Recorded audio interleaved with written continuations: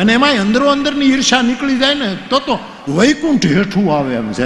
આમ તોળાઈ રહ્યું છે વૈકુંઠ, પણ અંદર અંદરની જે ધર્મ જગતની, અર્થ જગતની, કામ જગતની, નિર્વાણ જગતની જે દ્વેષ કામ કરે છે એને લીધે ઓલું તોળાઈ રહ્યું, નહીં તો ઘણું અડધું નીચું આવી ગયું.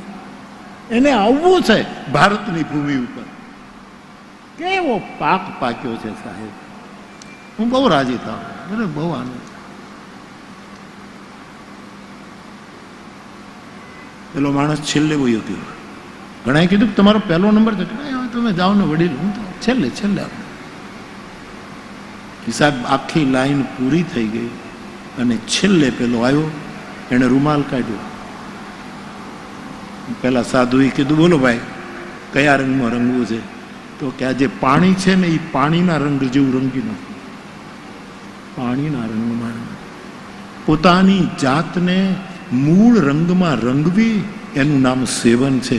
રામચરિત માનસનું સેવન કઈ રીતે કરવું? આમાં તો અનેક રંગ છે. હાસ્ય રસ છે, કરુણ રસ છે, વીર રસ છે, બીભત્સ રસ છે, ભયાનક રસ છે, અદ્ભુત રસ છે, શૃંગાર રસ છે. આ તો બધા જ રંગમાં આપણું પોત રંગે. પણ જે સાધુને આ સમજાઈ જશે કે મારે રામાયણના રંગમાં રંગાવવું છે, એનું નામ સેવન કર્યું છે. સેવત સબ સુખદાન. આપણે નથી ઓલું ભજન છે? હા, જોઈને કેવું સરસ છે. તમે છોકરાઓ શીખો ને, થોડું થોડું શીખો તો મને જ્યારે મદદ કરશો. શું છે એ વગાડતો?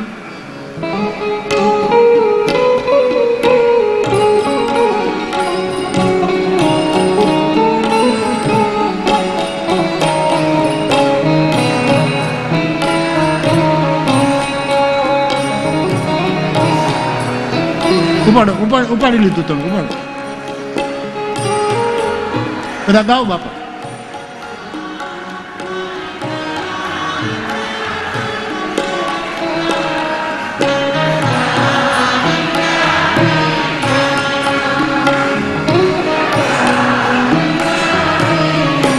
સરસ.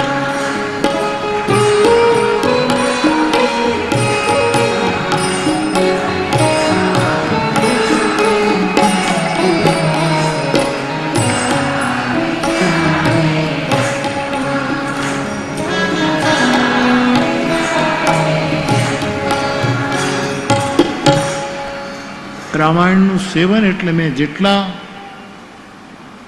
ઘટકો બતાવ્યા કે ગાવું પણ સેવન, સાંભળવું સેવન, મનન કરવું સેવન, પરસ્પર રામકથાની ચર્ચા કરવી, સંવાદ કરવો એ સેવન, નિધિધ્યાસન કરવું એ સેવન. અનેક રીતે રામાયણ વિશે લખવું એ પણ સેવન છે. યસ, અમારા સર્જકો અહીંયા બેઠા છે, એ માણસનું એક એક પાત્ર લઈને એને કલ્પન નહીં, ભાવ સાથે કલ્પન કરીને કંઈક લખે, એ પણ સેવન જ છે.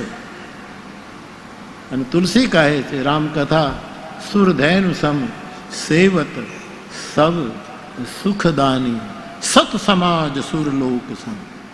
હવે કામદુર્ગા તો સુરલોકમાં છે, અહીંયા તો નથી. સુર તો રામ કથા રૂપી સુરધેનું, જેનું સેવન કરવાથી તમામ પ્રકારના સુખ મળે, એ કયા લોકમાં છે? કે સત સમાજ સુરલોક. સાધુ સમાજ એ સુરલોક છે. સાધુઓ જ્યાં ભેગા થયા હોય એ સુરલોક છે. એ સમાજમાં આ કથા રહે છે. મેં ગઈકાલે પણ કહ્યું કે સાધુઓએ જેટલી રામકથા સાચવી છે એટલી બીજાએ નથી સાચવી. આ દાવો નથી, પણ હકીકત છે. સાધુ એ બહુ સારું. સાધુનો સમાજ એ સુરલોક છે. ઓ ન સુને અસ, આવી સુરધેનુને કોણ ન સાંભળે, આવી સુરધનને કોણ ન સેવે, આવી રામકથા રૂપી સુરધેનુને કોણ ન સ્વીકારે. એવી કથા આપણે ત્યાં ગોંડલમાં મંડાણી છે. અનેક પ્રકારે 27 પ્રકારે તુલસીદાસજીએ રામકથાનું ઇન્ટરપ્રિટેશન કર્યું છે કે રામકથા 27 પ્રકારની. આ એક અર્થઘટન, આ એક અર્થઘટન, આ એક અર્થઘટન, આવા 27 વિભાગો રામકથાના બતાવ્યા છે. ભજન શબ્દ નીતિનભાઈ માર્ક કરે, મને ભજન શબ્દ બહુ પ્રિય. આપણે કરી શકીએ કે ન કરી શકીએ એ વાત છોડી દો, પણ ભજન શબ્દ જ મને પવિત્ર કરે. ખાલી બોલીએ ત્યાં પવિત્ર ભજન. અને બહુ પ્રિય શબ્દ. રામચરિતમાનસમાં ભજન શબ્દ લગભગ મારા અંદાજ પ્રમાણે 24 વખત આવ્યો છે. ભૂલચૂક લેવી દેવી ભાઈ. આમાં તો ગોથું ખાઈ જવાય, આપણને ખબર ન પડે આમાં. પણ ભજન શબ્દ નીતિનભાઈ ઓલરેડી સાધુ શબ્દ, ભજન શબ્દ, રામ શબ્દ, બ્રહ્મ, એની તો વાત જ શું કરું સાહેબ. સહજ શબ્દ, સ્વીકાર શબ્દ, સહન કરવું એ શબ્દ, આ બધા મારા માટેની નાનકડી એવી ડાયરીના શબ્દો છે સાહેબ. મને એને જો કાંઈ મારે ખિસ્સો નથી, પહેલાં રાખતો હતો ખિસ્સો, બુસ્કોટ પહેરતો હતો ત્યારે, પણ એ મારે એ ડાયરી રાખવી ને તો આ ખિસ્સામાં રાખવું. 2 ખિસ્સા હતા આખી, કારણ કે અહીંયા હૃદય છે, અહીંયા દિલ છે, અહીંયા અમુક શબ્દ બ્રહ્મ, એમાંનું એક ભજન. અને મારે આપને ક્યારેક એવી વાતો માંડવી છે કે જેમ ભગવાનના 14 અવતાર, 24 અવતાર, એમ ભજનના પણ 24 અવતાર. એક એક પંક્તિ માનસની. એ ભજન વિશે શું કહે છે? ભજન કોને કહેવાય? અને આજે કેવો રૂડો છે કે કોઈ પણ ભજનિક મંચ ઉપર આવી અને સંતવાણીને ભજન રજૂ, હજારો લોકો સાંભળવા ભેગા, લોક સાહિત્યના ડાયરાઓ, હજારો લોકો સાંભળવા ભેગા થાય. આ ભગવાનની કૃપા છે સાહેબ, પ્રભુની કૃપા. સફળ પ્રયોગ છે, ફલિત થયેલો પ્રયોગ છે. 24, લગભગ 24. તું ગણી લેજે ને બેટા, ક્યાંક કાઢજે ને, મને મદદ કરજે તું. 23 સુધી તો કદાચ છે જ, પણ એક શબ્દ ઈશ ભજનું સારથી સુજાનંદ, એક શાયદ તૂટે છે, કદાચ 24 થાય. અને મારી દ્રષ્ટિએ ભગવાનના 24 અવતાર એમ ભજનની દેવતાના 24 અવતાર.